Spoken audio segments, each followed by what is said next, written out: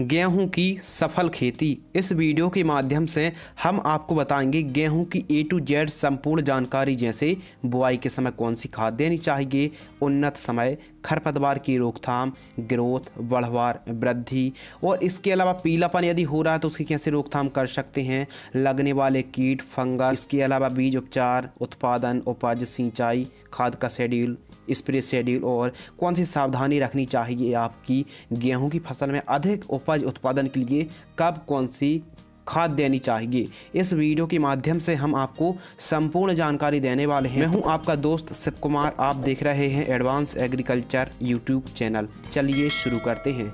सबसे पहले बात करते हैं उन्नत समय। अक्टूबर और नवंबर का महीना गेहूं की खेती करने के लिए सबसे उपयुक्त समय है, यानी अक्टूबर के अंतिम सप्ताह से 15 नवंबर के आसपास अनुकूल समय रहता है गेहूं की बुआई करने के लिए। किसान भाइयों, इसके अलावा बात करते हैं खेत तैयार। खेत तैयार, आप गोबर की खाद को 2 से 3 ट्राली गोबर की खाद को बिखेर कर हल्की गहरी जुताई कराइए और रोटोवेटर से खेत को समतल और मिट्टी को भुरभुरी करा लीजिए। इसके अलावा बात करते हैं उन्नत किस्मों के बारे में। तो अलग अलग राज्यों में थोड़ा सा एरिया के हिसाब से, मिट्टी के हिसाब से, अर्ली फार्मिंग के हिसाब से, लेट फार्मिंग के हिसाब से भी वैरायटी अलग अलग होती हैं। जैसे वेस्ट जो वैरायटी हैं HI की पूसा तेजस, जिसका उपज उत्पादन है 24 से 25 क्विंटल प्रति एकड़ की दर से। इसके अलावा 8663 पोषण के नाम से भी जो आती है, लगभग 23 क्विंटल प्रति एकड़ की दर से उत्पादन होता है। और इसके अलावा श्री राम की 303, 463 और 322 वैरायटी भी बढ़िया वैरायटी हैं। हम आपको बता दें कि 303 वैरायटी का उपज उत्पादन काफ़ी अच्छा है। यदि आप बेचने के उद्देश्य से गेहूं की खेती कर रहे हैं तो पूसा तेजस और 8663 जैसी वैरायटी को लगा सकते हैं। यदि आप खाने के उद्देश्य से बुआई कर रहे हैं तो श्री राम की 303 वैरायटी लगा सकते हैं, बुआई कर सकते हैं। और जो आपके एरिया में बढ़िया वैरायटी हो आप उसका चयन कर सकते हैं। बात करते हैं प्रति एकड़ सीड्स। तो 1 एकड़ में 50 किलोग्राम से कि 60 किलोग्राम बीज पर्याप्त होता है 1 एकड़ के लिए। कुछ वैरायटी होती हैं जो 50 किलोग्राम काफ़ी होता है 1 एकड़ में, थोड़ा सा वैरायटी पर भी निर्भर करता है, लेकिन 50 से 60 किलोग्राम 1 एकड़ के लिए काफ़ी होता है। और कई स्थानों में तो किसान भाई 70 किलोग्राम तक प्रति एकड़ की दर से बुआई करते हैं। बीज उपचार करने से अंकुरण सही होता है, स्वस्थ ग्रोथ होता है। तो गेहूं की खेती में कम से कम लागत पर आप अधिक से अधिक मुनाफा कैसे ले सकते हैं। देखिए, बीज उपचार करें आप रेडोमल गोल्ड फंगीसाइड से। 1 किलोग्राम बीजों को 2 ग्राम रेडोमल गोल्ड से बीजों को उपचारित आपको जरूर करना चाहिए। इसके अलावा किसान भाइयों बात करते हैं बुआई के समय खाद, जो सबसे ज़्यादा महत्वपूर्ण है। बुआई के समय आपको कौन कौन सी खाद देनी है, कृपया ध्यान से सुनिए। जब आप बुआई कर रहे हो तो DAP लगभग 30 किलोग्राम, इसके अलावा single super phosphate 50 kilogram, MOP muriate of potash 20 kilogram और यूरिया 25 किलोग्राम, इन सभी को मिक्स करके बुआई के समय आप इस्तेमाल करना है, बुआई के समय यूज करना है। किसान भाइयों बात करते हैं डिस्टेंस। पौधे से पौधे की दूरी यानी सीड्स से सीड्स डिस्टेंस रखना है 4 से 5 सेंटीमीटर और लाइन से लाइन का डिस्टेंस रखना है 7 से 8 इंच और गहराई हमको करनी है लगभग 4 से 5 सेंटीमीटर गहरी हमको बुआई करनी चाहिए। इसके अलावा बात करते हैं बुआई की विधि। तो हाथ से भी बुआई करते हैं और सीडरल से भी बुआई की जाती है, तो आप सीडरल से सीधी सबसे बेस्ट है बुआई करें। इसके अलावा बात करते हैं सिंचाई।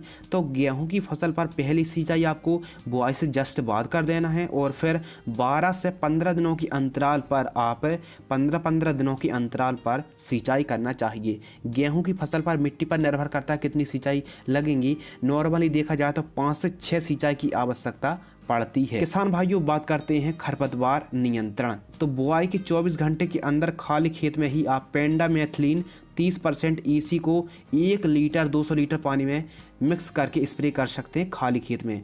और यदि आप ऐसा नहीं कर पाए हैं तो बुआई के, यदि खरपतवार उग रहे हैं तो बुआई के लगभग जब फसल 25 से 30 दिन की होती है तो आप खरपतवार नाशक जैसे UPL कंपनी का बेस्ता खरपतवार नाशक को 160 ग्राम प्रति एकड़ की दर से स्प्रे कर सकते हैं। UPL का बेस्टा, या फिर जिसमें कॉम्बिनेशन है मेटासल्फ्यूरोन मिथाइल 20%, WP प्लस क्लोडिनोफॉप्रोपर गाइल 15%। जिन खेतों में अधिक से अधिक मंडूसी यानी गुल्ली डंडा खरपतवार उगता है वहां बुआई के समय ही मोमूजी या फिर जेदबा खरपतवार नाशक का भी आप स्प्रे कर सकते हैं। यदि खेत में खरपतवार उग रहे हो तो ही स्प्रे करें, वरना कोई ज़रूरत नहीं है आपको खरपतवार नाशक स्प्रे करने की। इसके अलावा किसान भाइयों बात करते हैं सबसे महत्वपूर्ण टॉपिक खाद का शेड्यूल। तो पहली खाद बुआई से पहली खाद आपको देनी है जब आपकी फसल 25 से 30 दिन की होती है, तो आपको 45 किलोग्राम यूरिया और उसके साथ 5 किलोग्राम माइक्रो न्यूट्रिएंट्स युक्त खाद को प्रति एकड़ जड़ों के पास देकर सिंचाई आपको कर देनी है। पहली खाद देनी है। दूसरी खाद जब बुआई से गेहूं की फसल 50 से 55 दिन की होती है तो 1 बोरी यूरिया, इसके अलावा 5 से 6 किलोग्राम इफ्को कंपनी की सागरिका दानेदार को, इन दोनों को जड़ों के पास देकर सिंचाई कर दीजिए। इन दोनों डोज को आप दीजिए, बहुत ही बेहतरीन आपको रिजल्ट और परिणाम देखने के लिए मिलेंगे। किसान भाइयों इसके अलावा बात करते हैं स्प्रे शेड्यूल। तो केवल गेहूं की फसल पर एक स्प्रे की ज़रूरत है। जैसे कीट आते हैं माहू, चैंपा, और इसके अलावा फंगस आते हैं, रस्ट आता है, लूज स्मट्स आता है, कर्नल बंट आता है और पीला रतुआ और सकिंग पेस्ट जैसे रस चूसने वाले कीटों का भी प्रकोप देखने के लिए मिलता है। प्रोपिकोनोजोल 25%, ईसी को 200 ml और उसी के साथ आपको लेना है क्लोरपायरिफास 50% प्लस साइपरमेथ्रिन 5%, ईसी को 350 ml। इन दोनों को मिक्स करके 150 लीटर पानी में मिक्स करके स्प्रे करना है। जब गेहूं की फसल 45 से 55 दिन के बीच की होती है तब आप स्प्रे कर सकते हैं। किसान भाइयों बात करते हैं अगले टॉपिक के बारे में, PGR यानी प्लांट ग्रोथ रेगुलेटर। गेहूं में प्लांट ग्रोथ रेगुलेटर क्यों स्प्रे करना चाहिए, क्यों जरूरी है? गेहूं की फसल पर प्लांट ग्रोथ रेगुलेटर स्प्रे करने से गेहूं ज़रूरत से ज़्यादा हाइट नहीं होती है और गेहूं ना ही गिरती है और बालियों की लंबाई ठीक तरीके से होती है। तो उसके लिए सबसे बेस्ट है मेपिक्वाड क्लोराइड 5% को आप स्प्रे कर सकते हैं। बालियां निकलते समय आपको जैसे घरडा कंपनी का चमत्कार आता है 200 ml 150 लीटर पानी पर आपको मिक्स करके स्प्रे कर देना है। अगर आप चाहते हैं कि जब बालियां आपकी निकल रही होती हैं तो आप मेपिक्वाड क्लोराइड यानी घरडा की चमत्कार के साथ आप B20 बोरॉन 20% को 100 ग्राम, इन दोनों को मिक्स करके प्रति एकड़ 150 लीटर पानी में मिक्स करके स्प्रे आप कर सकते हैं। आइए जानते हैं गेहूं में पीलापन दूर करने के सरल उपाय। यदि जो हमने खाद का शेड्यूल बताया है और हमारे किसान भाई खाद देने के बाद भी पीलापन दूर नहीं होता है, गेहूं में पीलापन नज़र आता है, तो उसके लिए आप वाटर सेल्युबल घुलनशील खाद NPK का स्प्रे कर सकते हैं। जब आपकी फसल लगभग 40वें दिन की होती है तो आप NPK 19-19-19 घुलनशील खाद 500 से 700 ग्राम प्रति एकड़ की दर से स्प्रे करना है। और जब आपकी फसल बालियां निकल रही होती हैं तब आप 05234 को 1 किलोग्राम 1 एकड़ की दर से स्प्रे आप कर सकते हैं। यह ऑप्शनल है, यदि आप चाहें तो ही स्प्रे करें, वरना यदि पीलापन नहीं है तो कोई ज़रूरत नहीं है NPK स्प्रे करने की। बात करते किसान भाइयों गेहूं का जीवन चक्र। तो यह वैरायटी पे निर्भर करता है कि कौन सी वैरायटी, कुछ अर्ली वैरायटी होती हैं, कुछ लेट वैरायटी होती हैं, लेकिन हाँ जीवन जो चक्र है लगभग 4 महीने के आसपास हमारी गेहूं की फसल पककर तैयार हो जाती है। किसान भाइयों बात करते हैं उपज उत्पादन और प्रोडक्शन के बारे में। तो गेहूं का उपज उत्पादन अगर वैरायटी पर निर्भर करता है, मिट्टी पर निर्भर करता है और सिंचाई और खाद के डोज पर निर्भर करता है।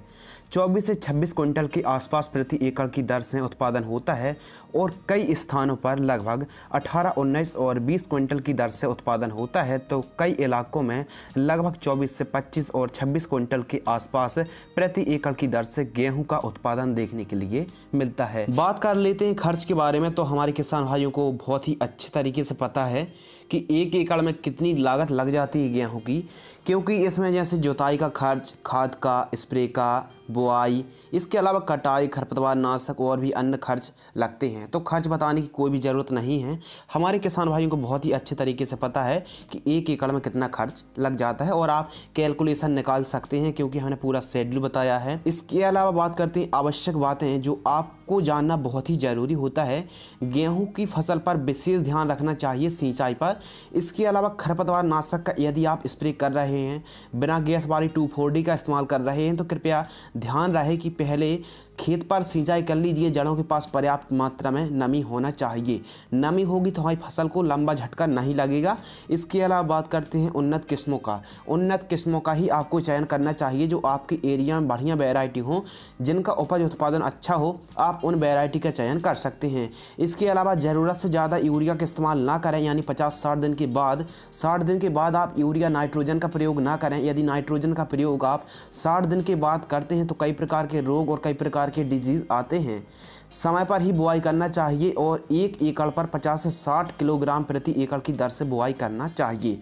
किसान भाइयों, कुछ इस प्रकार यदि आप गेहूं की खेती करते हैं तो आपको उपज उत्पादन में काफ़ी बढ़ोतरी देखने के लिए मिल सकती है। उम्मीद है आपको हमारी यह वीडियो ज़रूर पसंद आई होगी। यदि आप चाहते हैं कि और भी अन्य फसलों की जानकारी इसी प्रकार हम तक पहुँचे तो आप इस चैनल को सब्सक्राइब कर लीजिए और आप हमारे सेकंड यूट्यूब चैनल को सब्सक्राइब करने के बाद बेल आइकन को प्रेस जरूर कर लीजिए। इंस्टाग्राम पर फॉलो करें और हमारे फेसबुक पेज को लाइक कर सकते हैं। मिलते हैं कुछ और महत्वपूर्ण और ज्ञानवर्धक जानकारी के साथ। तब तक के लिए धन्यवाद, नमस्कार।